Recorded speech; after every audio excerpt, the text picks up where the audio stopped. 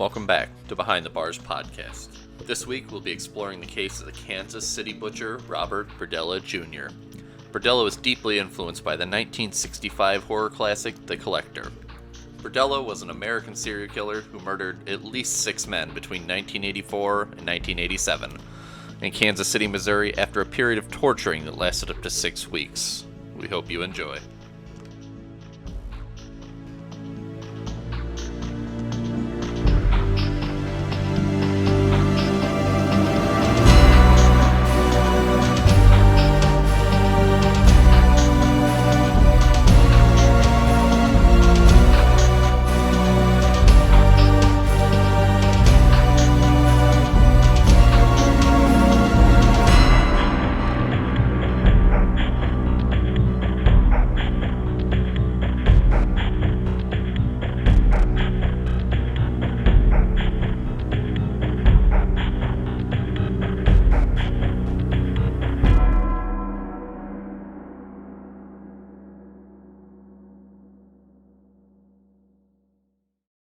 Hello, everybody, and welcome back to Behind the Bars podcast. My name is McKenna, and this is DB. And today we're going to jump right into it because I feel like this is going to be kind of a long episode with just the amount of information that we've accrued. Yes. Today we're covering Robert Berdella, also known as the Kansas City Butcher or the Butcher of Kansas City. Yeah, this guy's a lot. Yeah. For what? From 65 to what was he arrested in? I don't know. 90 something. 90. Hold on, I have to flip through my 10,000 pages of notes. Yeah. In 88, he was formally indicted by a grand jury. So he was active for 20 plus years, which is... Well, not really. Well, he killed his first one in 84. So it really was only 4 years of terror. Oh, sorry. I was looking at the I was gonna say his birthday. Wrong one here. Yep. Don't mind me. So 4-year reign of terror, predominantly preying on male sex workers. Let's just start at the beginning, I guess. Yeah. So Robert Berdella, a little bit of background on him. Born January 31st, 1949 in a town in Ohio, which I cannot pronounce. Cuyahoga Falls. That. Which is just south of Cleveland. All right. And died October 8th, 1992. He was only 43, and he died in prison from a heart attack. More about that later. Yeah, but we'll get into that. Convictions. He had 2 counts of first-degree murder, 4 counts of second-degree murder, selling amphetamine, sodomy, assault, sexual assault, and he was given life imprisonment without parole. I can't remember how many life sentences they gave him, but it was enough to... 6. Yeah, it was enough to make sure that he was never going to get out. What's phenomenal is, like, he had all those convictions, but, like, there's so many more because he took like some hella good plea deals. Yes. Technically he only had 6 victims, but it's approximated that he actually had between 19 and 25. Yep. Oh, hey, what do you know? My next thing, span of crimes. Oh, there it is. July 6th of 1984 to April 2nd of 1988. And everything actually happened in Missouri, and then he was caught on April 2nd, 1988. So, as McKenna said, 4 years of terror, not 8. I just can't do math. A quick quote before we go into it. When he was asked about some of his murders, he described as some of the darkest fantasies becoming his reality, which meant he wanted to do these for a long time, and he finally did. And he claims it was all based off of the movie The Collector, which was about a man who kidnapped a woman and kept her captive for, I can't remember how many years it was in the movie. But it's an older movie, like 1966 was when he saw it, so that's when it came out in theaters. Fantastic movie. I mean, it's a classic horror movie, so if you haven't seen it, go check it out. I also just love how, like, in the movie it's unsuccessful, but he was like, oh, you know what? I'm gonna do it. Well, no, you're not. Yeah, all these killers keep doing that, thinking they're getting away with it. And they Right? Like, oh, all I'm end gonna up do in it right. jail. No. So, like we said, born in Cuyahoga Falls, Ohio in 1949 into a like deeply religious Italian Catholic household. His father, Robert Berdella Sr., was a die setter at Ford, and then his mom, Mary Berdella, was just a homemaker. They never missed a mass on Sunday. Berdella was a super loner. He had a speech impediment. He wore Coke bottle thick glasses because he was super nearsighted. He was also hypertensive from a young age. So he had high blood pressure. So he was on a slew of medications. So, like, this poor kid just didn't start out well.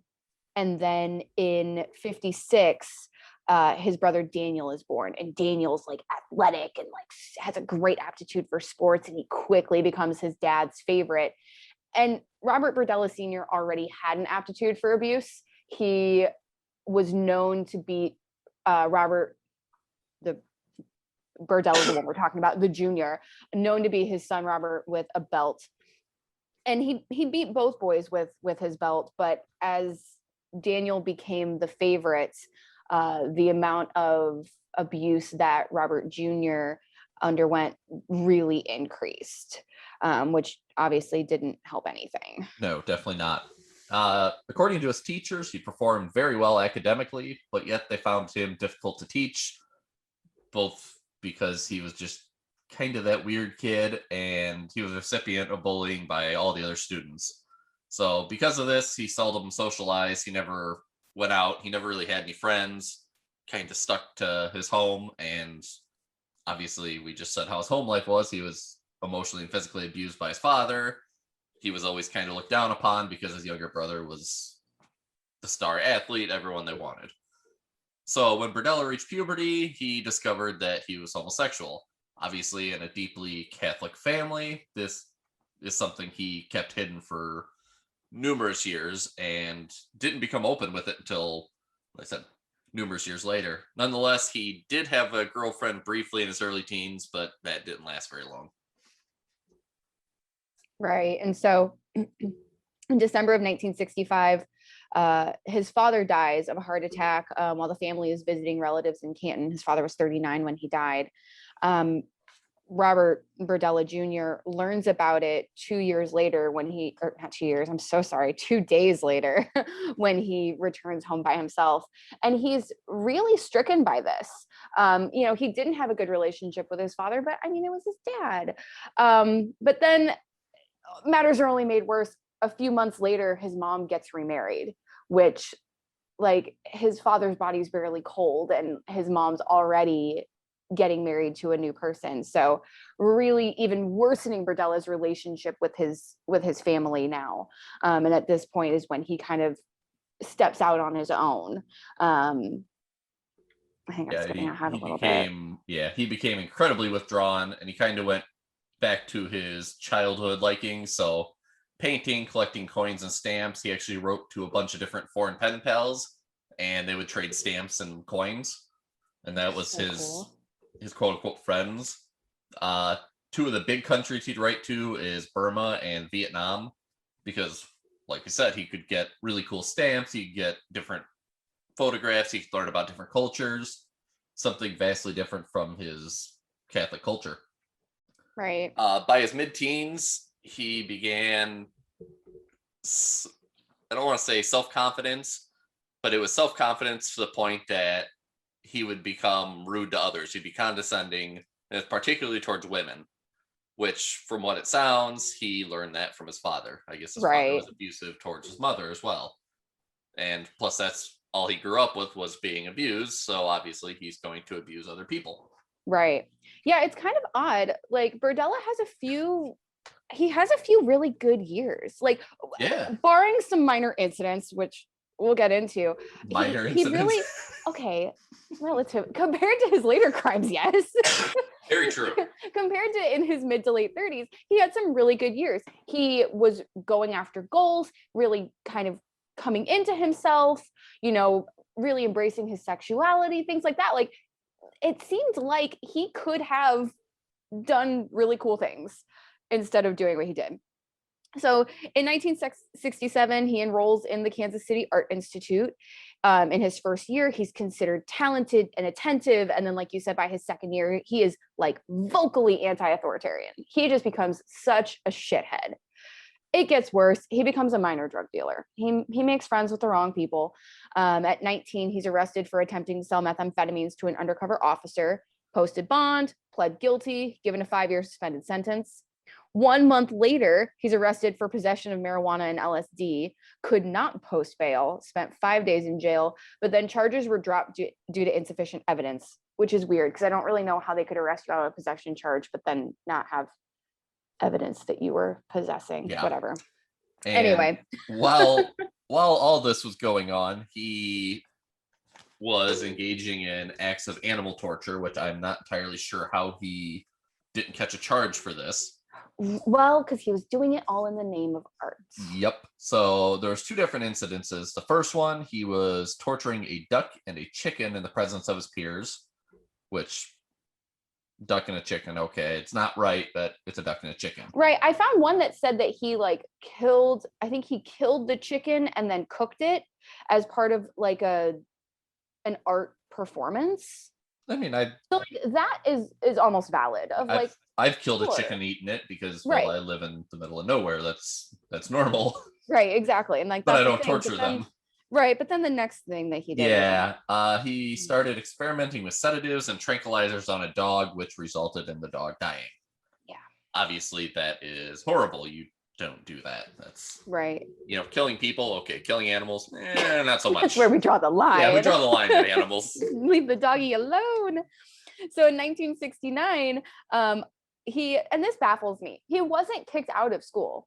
He dropped out after receiving criticism from college administrators. So you have to wonder how, like, was he such a fantastic student? Like, was he such a fantastic artist that they were like, we can't lose this kid, so we're just gonna like slap him on the wrist? Like, after he started, torturing animals for art, I would be giving him the boot.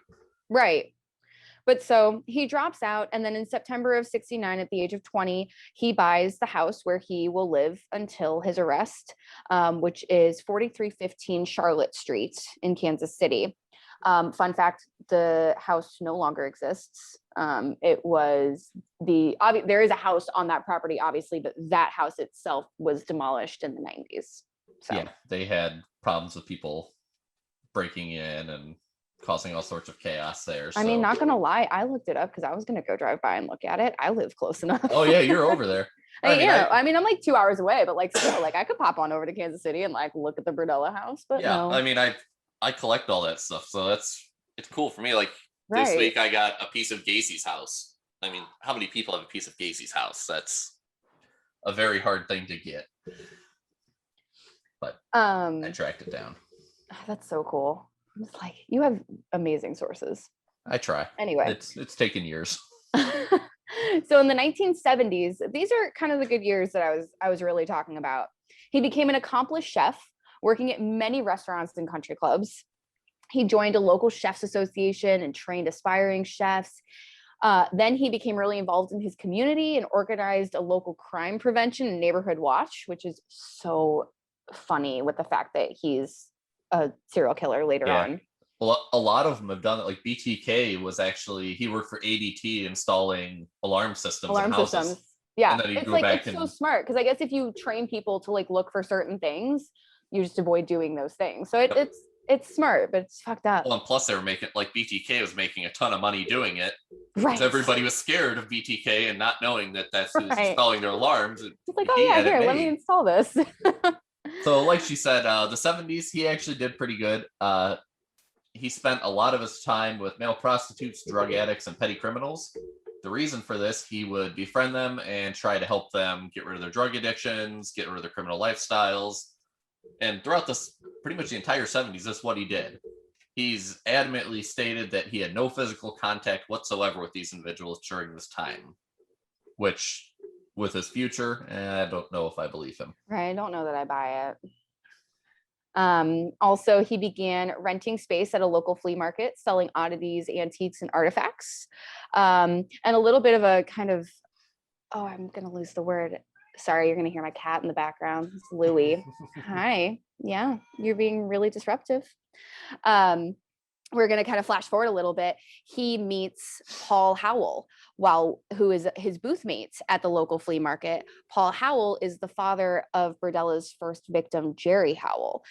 He meets Jerry when Jerry is 14 years old. Jerry at the time is a blooming young man who is also finding out that he's homosexual, and really looks up to Berdella. Like, this man is flamboyantly gay and out and proud and doing cool things, and just loved his lifestyle. And so, Berdella actually made a really cool impact on Jerry when he was younger. So he also, during this time, started breeding chow chows as a hobby. And chow chows, if you don't know, you should definitely look them up. They're the like little lion. They're not little. They're like lion dogs. They're so fluffy and like teddy bears, and they're very cute. Just really fucked up. They are adorable. I just looked them up. They're so cute. And then in 1981, he quit working as a cook and bought a storefront and began working full-time at Bob's Bazaar.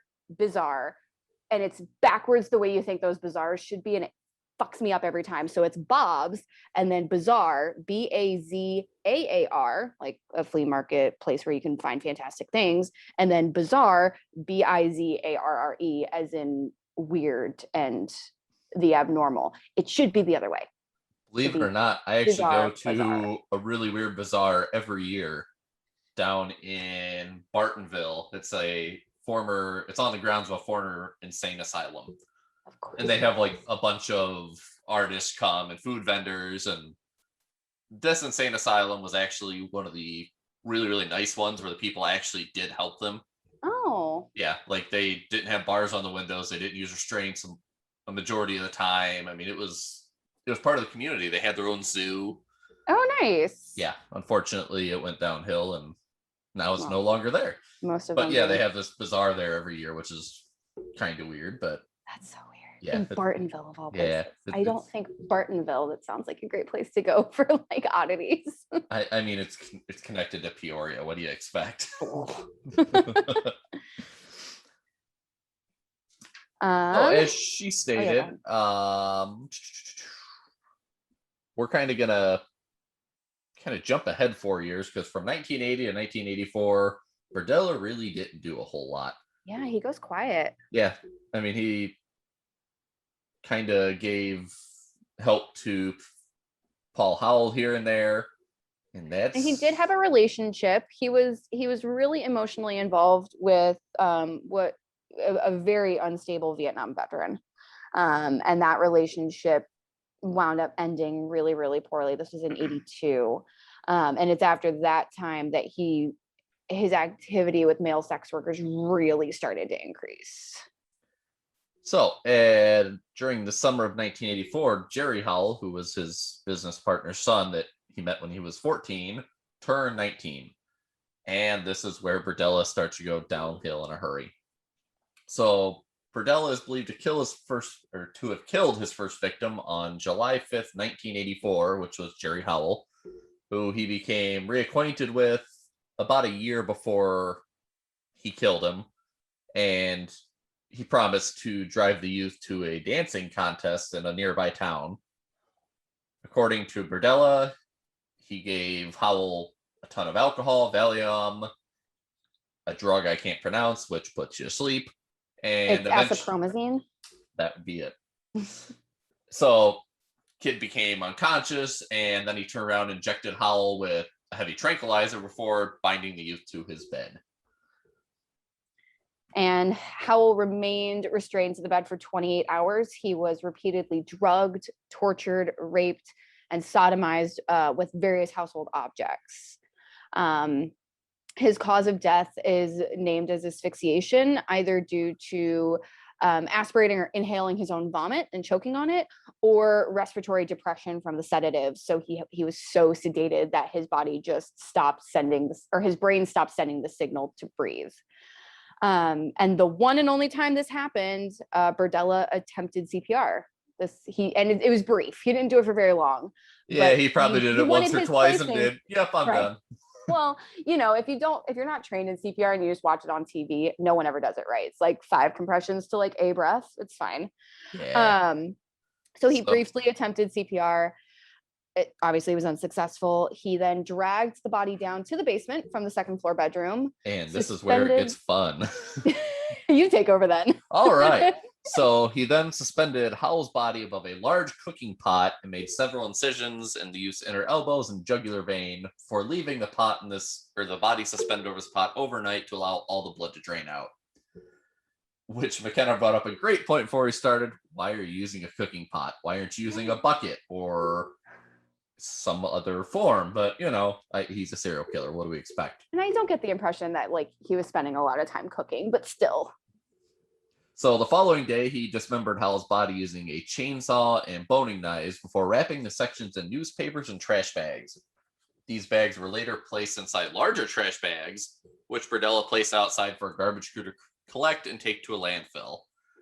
Later, he got questioned by officers. Berdella claimed to have driven the youth to the nearby town to the dancing contest as promised, and that the two parted company, and he hasn't seen him since, which obviously was a lie because he carved him up like a Thanksgiving turkey. That's why he used the stock pot. Yeah, it was okay. No, it wasn't even close to Thanksgiving, so he was just hungry. July. So skip forward a year, and here's what's interesting is we have so much timeline up to 1984. We lose track of him here and there. He doesn't really do a whole lot interesting, but between murder to murder, there's not a whole lot. So I guess we assume he's going to work at Bob's Bizarre Bazaar, living a somewhat normal life. Which is interesting, seeing as he killed this kid and then continued to work with his dad. Right, and then went back to work the next day and was like, hey, Paul, how's it going? Yeah, oh, your son died? Oh, okay. Oh, right. Or, he went missing. Well, he was a sex worker, so he's out doing stuff. Yeah, So fast forward to April 10th, 1985, and we meet Robert Sheldon. And Sheldon, knowing how Berdella takes in sex workers and people that need it, he asks to stay, and then he never left. He was drugged with sedatives and held in the second floor bedroom for 3 days. Torture included, but is not limited to, swabbing drain cleaner into his left eye, inserting needles under his fingertips, binding his wrists with piano wire in the hopes of causing nerve damage, and filling his ears with caulk to decrease his hearing. He's thorough. I'll give him that. Yeah. So 3 days after Berdella began holding Sheldon captive, a workman came to perform some schedule work on the roof of his home, leading Berdella to choose to fatally suffocate Sheldon and hide him in a third floor bathroom because obviously he didn't want the worker to find him. He later on dissected Sheldon's body in the third floor bathroom, which he was hidden inside of. It doesn't say how long after he did, but I'm assuming it was probably within the same day or two. Yeah. And this is the first time that we know of that he takes a trophy. So he dissected Sheldon's body in pretty much the same fashion as Howell's, but he took his head and buried it in the backyard. Which, it was kind of weird with Sheldon because at one point he took Sheldon to the doctor because the doctor was complaining of soreness. And obviously soreness was from the drugs, and then got drunk and begged Berdella to keep him. And that's when all this started happening. It's, he could have got away and he didn't. Yeah. Which obviously he had no idea what was going to happen, but still he almost had a glimpse of humanity to him. And then he decided to murder people again. Right. And it's really odd because Berdella does show these little glimpses of humanity every now and then. Yeah, I think he does have some. It's his flaw at the end. It's his humanity and his like weird compassion almost that is the reason that he gets caught, is because he almost gets lazy because he he becomes complacent with it. He does, and he really wants his victims to like him. It feels like, Yeah, you because know, I he's mean, torturing them and abusing them, but he also wants them to stay forever. yeah, because like You we know, said, for a long time, that's what he did. He took care of people, took in the less fortunate. He was a great guy, and I felt that always stuck with him forever. yeah, So the following June, Berdella found a gentleman named Mark Wallace, and he actually knew Mark because he helped him previously with some yard work. However, he found Mark hiding his tool shed to seek shelter from a severe thunderstorm. And just like Robert Sheldon, Berdella invited him into the house and noted that he was tense, there was a little bit of depression, so he volunteered to inject him with chlorpromazine. That's it. I love that you know all these. I should, and I don't. Do. Well, part of it was I Googled them because I actually recognize the two medications that we've mentioned so far, the acipromazine and chlorpromazine. Both are used in humans. Yeah. But they're used as antipsychotics. And Yeah. I was like, why does this man have these? Like, clearly you should be taking them. But it's because they're used as sedatives in dogs, which makes sense. He worked as a dog catcher in his like part-time as a dog catcher, right? Yes, for a very brief time. And then also bred chow chows. So of course he has these medications that he's just appropriating and injecting into people. Yeah. So Wallace willingly accepted this, and 30 minutes later, Berdella decided to render him captive. So he carried Wallace to the second floor bedroom, same place that one of the last people were tortured in, and endured almost a day of captivity before he started torturing him. And then the torturing began. And that was the application of alligator clips to his nipples to facilitate electrical shocks to his body at any point. At which point Wallace began regressing into a state of unconsciousness, according to Berdella. 1 hour after his experimenting. Oh, sorry, I read that wrong. So about 1 hour after his experimenting with hypodermic needles by inserting them into various muscles in the victim's back, Mark Wallace died from a combination of the drugs, the gag, and the lack of oxygen. And Berdella actually kept a log of everything he did to each person. And he noted the victim's time of death as being 7 o'clock on June 23rd, which is really creepy that A, he kept a log, and B, that he wrote down the exact times of these. It's so fascinating. And I think it's because, like, I think each time he held somebody captive, he was looking for almost new and improved ways of torture. How can I get from point A to point B in a way that doesn't kill them? And so I think that's why he's documenting this, because he wants to inflict as much torture as possible, but he's sick of his little pets dying. Yeah. So then let's see, that was June 22nd, 1985. Now we're going to go to September 26, 1985. So our increment of time in between our murders is really shortening here. He picks up a gentleman named James Ferris at a gay bar. And Berdella claims that Ferris was the first victim upon whom he intentionally inflicted torture, which is bizarre because the alligator clips didn't just randomly fall on their nipples. Like, not everyone does that. Seemed intentional, but I think it's more that he sought James out and he was like, you're coming home with me. I'm going to fuck you up. Yes. Whereas the other ones kind of fell into his lap and it just happened. It was like we had some foreplay and then the torture started. This was went from foreplay to electrical nipple clamps. Exactly. Hey, don't kink shame. Oh, I'm not kink shaming. It's just the difference between kink and torture. Well, fair.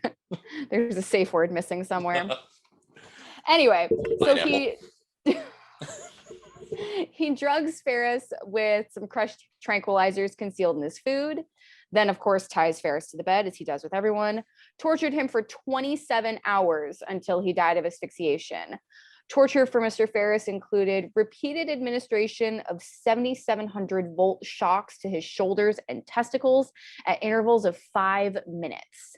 And then acupuncture, I think acupuncture is used a little loosely here, with hypodermic needles to the neck and genitals. And oh, go ahead. He informed investigators when he was asked about this, because they asked about his logs, and for the last 3 people, it was just they kind of just petered out. There was no real details like, hey, what's up? Well, he actually quit making additions to his abuse logs because he assumed the victim would not make it much longer. Right. So pretty much after they became delirious or start to go unconscious, he quit writing down because he knew they were going to die. And then James Ferris's death is noted in the torture log with just 86, which goes back to Berdella being a line cook and a chef. 86 means you're stopping an item, like 86 the onion rings because we're out, things like that. Like it just means stop or it's done, which is just such a crass and like really just awful way of commenting on someone's death, especially since the last one was so nicely written as time of death, 7 p.m., June 23rd. This was just 86. Yeah, 86. Sorry. We 86'd Ferris. He's done. So our next victim, Todd Stoops, was a 23-year-old drug addict and sometimes prostitute who had briefly lived with Berdella twice in 1984. So with after his wife. Yes, with his wife, which is a little odd, but after Stoops and his wife moved out of Berdella's home the second time, Berdella didn't see him again until he just happened to run into him at a park in Kansas City on June 17th of 1986. Berdella wanted to catch up with him, said, hey, come get some lunch with me. And there was the added incentive that Stoops stated he needed $13 to buy drugs. So he said, hey, come hang out, I'll give you the money, which really meant, hey, come have sex with me, I'll give you the money. And they actually put in here the equivalent of the $13 in 2021 is actually $31. So this guy ended up getting tortured and killed for $31. Right. And this is one of the longest torture sessions, I think, yes, that occurs as we both frantically rifle through the pages. This lasts 2 weeks. And the reason is because Berdella was extremely attracted to Stoops. He did not want him to die. He really wanted to keep him around and continue to play with him. And so over the 2 weeks, he just kind of gradually increased the terror to make him a cooperative sex slave. So as always, he's really liking the electrical shock tactic, but this time it's going to his closed eyes. He electrocuted Stoops' closed eyes in an attempt to blind him. He also injected drain cleaner into his larynx to silence his screaming. I feel there's better ways to do that, I would think, but yeah, I feel like there's better like mechanical means or non-drain cleaner means. I mean, he has access to so many sedatives. You can't tell me that he can't have access to, like, I don't know, a lidocaine. Yeah. Like any kind of like lidocaine, prilocaine, anything like that would work a lot better. Yeah. So during the second week of his torture, Stoops asked Berdella for a soft drink and a sandwich. And if you're squeamish, this is where you want to stop listening. When Berdella refused, Stoops burst into tears. The very next day, he ruptured Stoops' anal wall with his fist, causing bleeding and discharge. And towards the end of Stoops' captivity, Berdella tried to feed him ice cream and soup, which you're kind of past that point. We're a little too late there, bud. But Stoops wasn't able to keep anything down, and by the final day of his captivity, Stoops was so weak that Berdella stated that he was unable to breathe in a sitting position, which means if you aren't laying down, you're not breathing. And on July 1st, 1986, Stoops died, and a forensic pathologist later testified that the cause of death was the ruptured anal wall, which caused septic shock, which will kill you if not treated. So, yeah, if you're squeamish, I hope you didn't listen to that, because it sucks, but it gets worse with the next one even. Oh, just wait. Yeah, there's more. So we fast forward a year. So I guess he spent 2 weeks with Stoops. So he had his fill for a little bit. And then June 5th of 1987, Larry Pearson becomes his next new plaything. He knew Pearson previously from Pearson visiting his store, Bob's Bizarre Bazaar. Pearson was a fan of witchcraft. And then Pearson got into some legal trouble, and being the grand old friend that he is, Berdella bailed him out. Well, then Pearson began joking about his practice of robbing gay men in Wichita, which very obviously upset Berdella. Being a gay man, he was like, wow, this guy sucks. Like, I thought this guy was my friend. Turns out he's kind of a homophobic dick. Not saying that Pearson deserves what he got by any means, but just saying I can understand why this upset Berdella. So that evening, Berdella got Pearson drunk and then injected him with the chlorpromazine, his kind of go-to at this point, and then moved him down to the basement. I think this is the first time he's tortured somebody in the basement rather than upstairs in the second floor. Yeah, it was always in the bedroom. Yeah, which I think was also his bedroom. I think he was torturing these people on his bed. It wouldn't shock me. Right. And then once again, he injected Pearson's larynx with drain cleaner. Once again, he likes a drain cleaner. Yeah. And then brought out an electrical transformer. Once again, he wants to use electricity. Right, we're having fun. Yeah, he keeps going back to these. I mean, I guess if it works, why change? Does it work, though? I mean, I guess it did for him. God. So, according to Berdella, Pearson was by far the most cooperative of the 6 murder victims. On the 5th day of his captivity, having endured torture for the entire 6 days, or sorry, 5 days, and the torture included repeated administration of electrical shocks to the transformer, big shocker, and breaking several hand bones with an iron rod to render him submissive. Which, I don't know if anyone else has broken bones in their hand. It hurts. Hurts. Let alone, being shocked by electricity while he's doing it. That's... Right. Yeah. So, Pearson was being cooperative up to this point still. And as a reward, Pearson was allowed to move into the 2nd floor, with Berdella first informing Pearson that if he continued to cooperate, he would not continue to inflict as much pain upon him as he'd done while he'd been captive thus far. Which is kind of sick, saying, oh, I'm still going to torture you, but it's not going to be as bad. Right. And I'm seeing now I was wrong that Stoops was the longest one, because Pearson's captivity lasted 6 weeks. Yeah. And during the latter part of those 6 weeks, Pearson even taught himself not to move while sleeping, so that way he could avoid upsetting Berdella. Like, he was this poor man. But then like Berdella also allowed him to, I think, like you said, like dictate parts of his torture, except for the sexual part. He could dictate every other part, just not the sexual part. It was just very odd. And then after 6 weeks, Pearson had enough, and he bit into Berdella's penis hard enough to cause him to go to the hospital.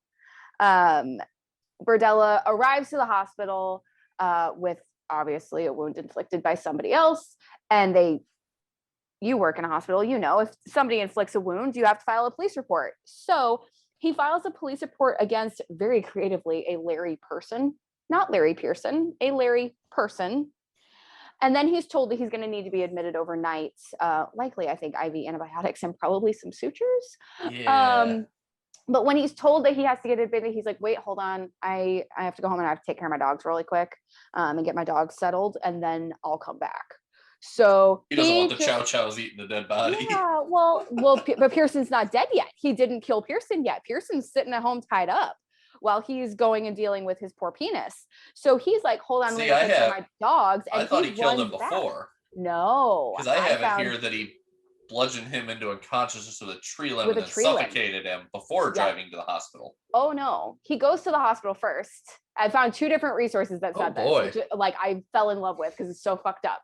Goes to the hospital, leaves Pearson at home, goes to the hospital, is told he has to be admitted. He's like, hold on, gotta go take care of my dogs, runs home, then bludgeons Pearson with a tree limb, suffocates him with a bag and ligature, and then goes back to the hospital, is admitted overnight to receive treatment, then returns home to dismember Pearson's body the next day. I mean, at least he didn't leave him sit there all night. I guess. I mean, if it was me, I would rather just kill me now. Don't make me wait a day. God. So then Berdella obviously dismembers him, like I just said.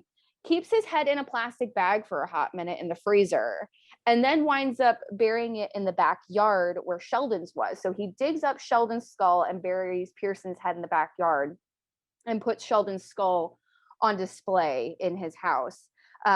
Later during police investigations, it's found in the closet. You can actually see pictures, the evidence pictures that show the skull on like the top shelf of his closet in his bedroom. I didn't know that. I didn't get to see that one. Oh, I'll find it for you. I'll find it. Yeah. So there is a quote from that Robert Berdella. He actually wrote it down as part of his conversation with Christopher Bryson. He was talking to him back and forth. Says he did not choose to be here, but you are. For you to survive being here and for you to, make it, it could be rough or it could be easy. If I grow to like you and to trust you, then I could do special things for you, such as buy you cigarettes, pick up a movie on the way home from work, and so forth. Don't try to fight me, or you'll just get more of what you had earlier. You see, what you got is nothing compared to what you can have. Oh. Which just shows how completely fucked up Berdella is. Right, where he like thinks he's being so nice and courteous to these poor boys. Yeah. And so that was for Chris Bryson, right? Yes. Okay, so he's the next one. So Bryson was lured to the house with promise of payments for sex, obviously. Bryson was then knocked out and tied to Berdella's bed. And torture included similar methods as with the previous victims. We don't need to say it again. But this time we brought out something new, and he swabbed Bryson's eyes with ammonia.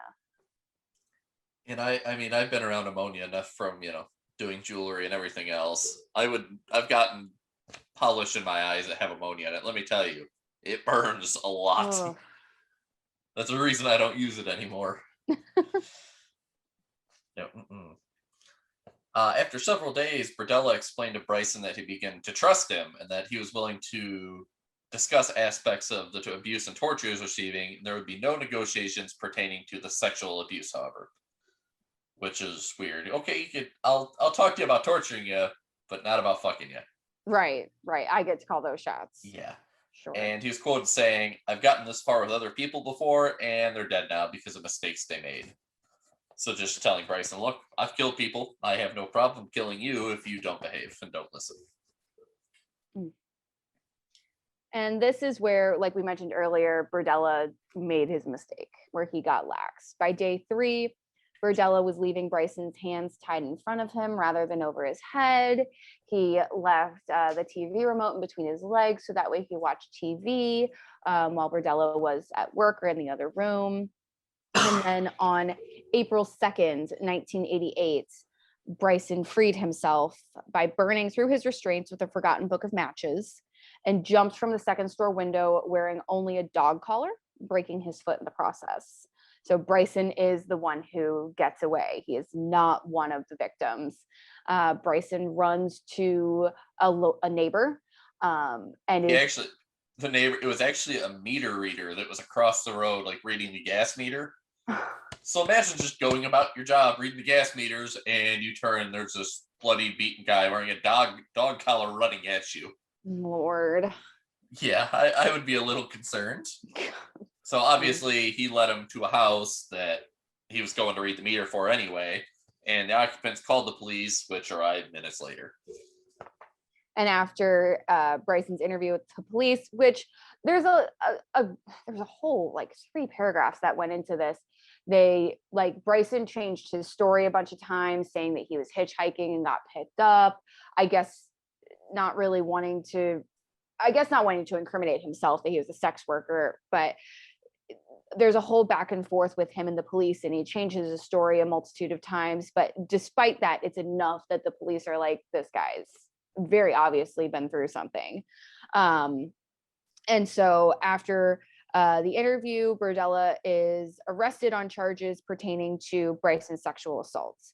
And there's enough evidence going on that they get a search warrant. And the search warrants revealed burnt ropes attached to the post at the foot of the bed, which corroborates Bryson's story, the electrical transformer, a metal tray with syringes, prescription bottles, swabs, and eye drops, a long iron pipe, various lengths of rope and leather belts, the skull in the closet on the second floor, The partially what I do decomposed head love, in the backyard. the cops went there and pretty much said, "Hey, we need to come in." He told them no, so they already had the warrant with them. So Yeah, there's like, yeah, you don't get a say. We're coming in, right. which And I these think cops that's think that they're like gonna go in and it's like he's just some like sexual sadist gone wrong. yeah. He's not But then expecting what they'll see. heads and then several human vertebrae were recovered and also 2 envelopes of teeth.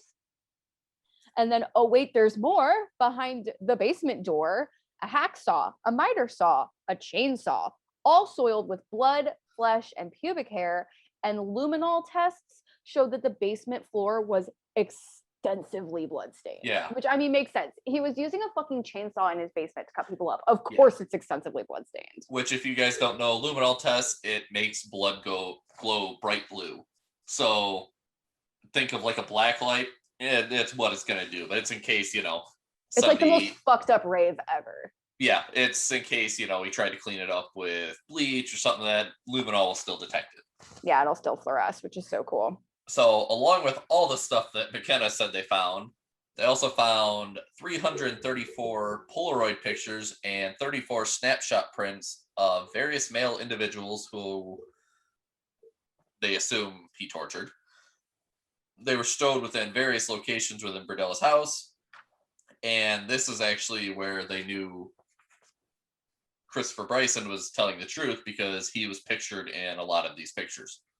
So these pictures showed people in life and death, and this also, he kind of had a progression of, as he was torturing them. So they found pictures with needles, they found pictures of broken bones, of people being tortured, and they were all here. And it was kind of messed up. He kind of had them in chronological order for each one. So, they found them throughout the house, but it'd be, a stack from the first victim, and you could go through them one by one and see progressively how it got, which definitely, I know that I saw an interview with one of the cops, and he said that stuck with him the rest of his life. Oh, I can't even imagine. And then, of course, they discovered the stenographer pad, I think on the dresser in his bedroom. I read somewhere, but I didn't write it down, that he used to document each victim's torture. So really, all the information that we've shared today came from Berdella's own hands. Yeah. And then obviously they found wallets with driver's license. Yeah. The wallet and driver's license, actually, one of them was for Jerry Howell, which is the kid he first killed. And the second one was James Ferris, who was actually a missing person. And so initially, because here is, it makes sense. Possession of a skull doesn't mean you're a murderer. No. Fine. So, despite everything that they have found, he's initially charged with 1 count of felonious restraint, 1 count assault, and 7 counts of forcible sodomy. The majority of these, all of these, being on Bryson, right? Because Bryson's alive, so he's the one pressing charges. He's assigned a public defender and held in protective custody in Jackson County in lieu of a $500,000 bail, which I looked up is equivalent to $1.1 million today. I did not know that much. In late April, Sheldon's skull is identified with dental identification. On that very same day, 2 separate calls come in identifying Wallace in photographs that were released to the public. They released would you shush, sir? Not your podcast. It's not the Kitty podcast. On the very same day that Sheldon's skull is identified with the dental identification, 2 separate calls come in identifying Wallace in photographs that were released to the public for identification. So they found the ones that were as least gross as possible, released them to the public saying, please help us identify these victims. So Wallace is identified. And then shortly thereafter, Larry Pearson's skull is identified on May 12th. Yeah. So, and then around the same time, James Ferris's wife actually identified him through some of the pictures that were found. Yes. Unfortunately, some of these are after he was killed. Yes. The only other one that they have here was Paul Howell, which was actually his former business partner, identified one picture of a young man hanging upside down in Berdella's basement as his son, which obviously absolutely destroyed him because that's his son. Right. And he's also the reason that, that they knew each other. Yeah. So that's heartbreaking. And then on July 22nd, 1988, a grand jury formally indicts Berdella in the murder of Larry Wayne Pearson. The following month, he's arraigned and pleaded guilty to first-degree murder. He confessed under oath and is then transferred to the Missouri State Penitentiary to serve the life sentence that he got for that. He's temporarily placed in Potosi Correctional due to concerns for his safety, but then goes back to the state pen. Sorry, I had to You're fine. flip the page here. Like you said, he got put back in Missouri State Penitentiary, which isn't even open anymore. It's actually a tourist attraction. It's really cool. I got to go there a couple of years ago. I did not know he was held there at that time, though. That's a second guilty plea was submitted before the court, and that earned Berdella a further life term, as if a couple weren't enough. And this was a life term without parole for one charge of forcible sodomy against Chris Bryson, 6 counts of sodomy, and 1 charge of assault being dropped as part of the plea bargain. As far as I'm concerned, they should have not given him a plea bargain at all, because they had enough to keep him in jail forever. Why bother with a plea bargain? Right, exactly. Like, he's already serving life, but this guy got so many plea deals. It's crazy. Yeah. And I guess you're right. He's going to be in prison forever. And I know later it's so that way they can get information. But it's bizarre to me that they're like, no, let's just take all these away. You only have to do 1. It's fine. Yeah. I would be pissed. So then after initially pleading not guilty to the other 5 murder charges on September 13th of 1988, Berdella made, what do you know, a plea deal to confess to the murders in graphic detail. But this was so that way he could avoid the death penalty. So from December 13th through the 15th of 88, Berdella made his confession to the prosecutors. And finally, on December 19th, 1988, Berdella formally waived his right to be tried for any of the outstanding murder charges. And upon the understanding that he would be convicted on 1 more count of first-degree murder for Robert Sheldon. So great, he's going to get convicted, but who cares? He's already going to prison for forever, and he's not going to get put to death. Yeah. So he formally pleaded guilty in front of Judge. God damn, back up, edit this. He formally pleaded guilty in front of Judge Robert Myers, who imposed 5 further concurrent life sentences and eliminated any prospect of parole. Later on, Berdella did confess to having buried 2 of the victims' heads in the backyard. Obviously, one of them he dug up. That was Robert Sheldon. And the other one was Larry Pearson. Sheldon's skull was obviously placed in the closet where they found it then. According to this, though, later on he did retrieve Pearson's skull 1 more time. He was letting it, what he calls skeletonize, which means all the flesh gets eaten away. It's just a skull left. And he claims there was no sinister reason for doing this. He just wanted the skull. And of course, the media was claiming that he was a Satanist. He wanted to do this for satanic reasons. What I want to call it. I mean, we're really in the beginning of like the ramp up of satanic panic. Like it's the late 80s, so satanic panic is really starting to like get going. So that makes sense. How people ever believed it was ridiculous. Oh, I love it. I love the whole satanic panic. I think it's just the most hysterical thing. It was. Yeah. What I find even more hysterical is that like in the years following, Berdella like tried to restore his image to the public, and like he appeared on a couple different like news shows trying to like paint this image that he's this like sensitive citizen, he's a business owner, and he quote made mistakes. Those are just minor mistakes. Come on. Sure. Ringing somebody up wrong, giving them the wrong change. That would be a mistake. You tortured, sodomized, and killed people. No mistakes were had, sir. Unfortunately, no bodies were ever recovered. Obviously, it'd been such a long period of time, and putting them in a landfill. Good luck finding him. Where was the truck dumped? I don't know, somewhere in this, 100 100-mile landfill. We don't know where it's at. Right. That's been getting filled and filled over the Yeah, for the last past 4 4 years. years. Yeah, Good luck. Yeah. Good luck finding we may anything. find him in another 100 years, but I doubt it. So, following his, excuse me, his conviction and whatnot, he was locked up at Missouri State Penitentiary. He was locked up there until 1992 when he died. He did do interviews with a few people and corresponded with pretty much anyone who would write him. And like she said, he attempted to restore his image as a sensitive citizen who had made mistakes. Well, made mistakes in committing his crimes. Well, yeah, you got caught. That's what your mistake was. Right. Yeah.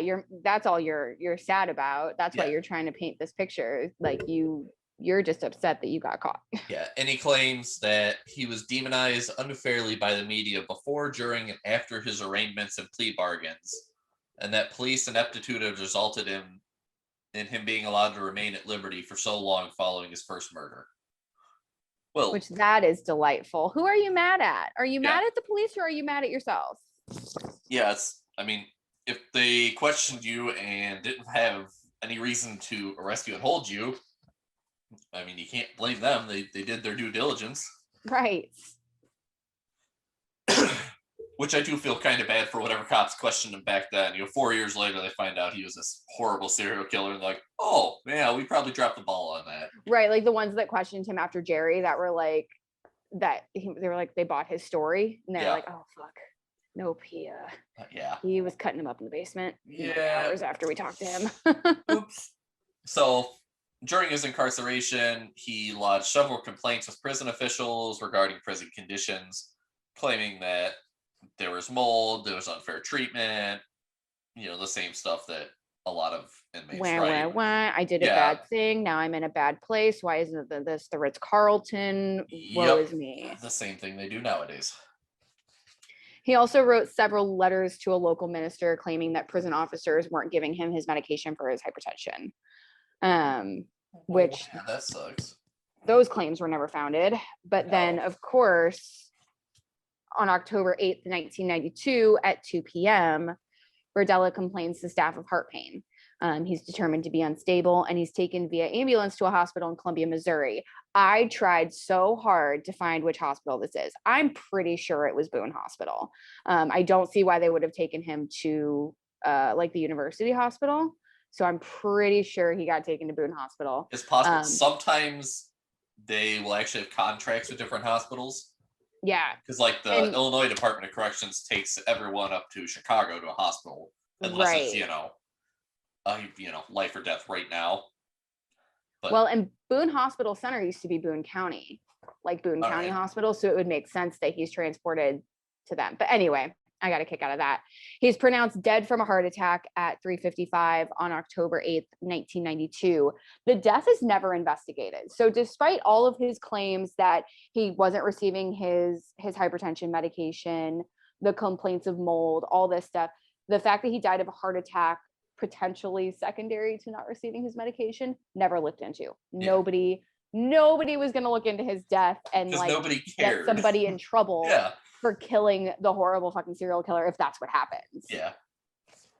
And I did find this funny. So the judge that presided over the trial, Alvin Randall, was informed of Berdella's death, and in response, he sarcastically remarked, couldn't have happened to a nicer guy. So beautiful. Yep. I love that he gets the last laugh. So, aftermath of this, in November of 1988, auctions of Berdella's vast collection of artifacts and furniture, which was all confiscated from his home and business, were auctioned off on 4 separate dates. And the intention of all the money raised to be used to pay off his legal fees and then ongoing legal proceedings, which obviously it's never going to happen. But the auction attracted considerable national interest, attracting telephone bids from across the U.S. Many of these items sold for less than expected price because nobody really cared back then. It was a serial killer. Who cared? Right. But by the end of the first day's auctioneering alone, more than $60,000 has been raised, and that's the equivalent of $130,000 nowadays. Yeah. That's quite a bit. That is quite a bit. For one day. That's And then Berdella's house was later purchased by a local businessman for an undisclosed sum in December of 1988, and the property was later demolished due to he's just tired of people showing up all the time. Right. People are always showing up. They wanted in. They wanted to see where stuff happened, and he said, "Screw it," and tore it down. And one other thing I found, and this one's kind of, I mean, not like all of this hasn't been a bummer, but Todd Stoops' mother actually won a wrongful death civil suit against Berdella and was back to the start. Todd Stoops' mother wins a wrongful death civil suit against Berdella and is awarded a record $5 billion. Berdella at this point has been in prison for years. He can't pay this amount. So Stoops' mother has claim on any future earnings he might make. That was January of 92. The motherfucker died 10 months later. She didn't see a dime out of that. Of course. Case. And that's always how it ends up, every time. Of course. So that is Robert Berdella, Kansas City Butcher, the Collector. There's all sorts of names we have for him. So that is going to be it for this week. Who are we covering next week? I don't know. We haven't decided yet. Look at your magical list of magical people. Let's see. Well, it'll be a surprise. We'll cover some killer next week. Oh, let's see. Who are we on? David Berkowitz, who is the son of Sam. Yes, son of Sam next week, everybody. All right. Well, so next week we will be covering the son of Sam. So until then, this has been the Behind the Bars podcast. See everyone next week. Bye, guys.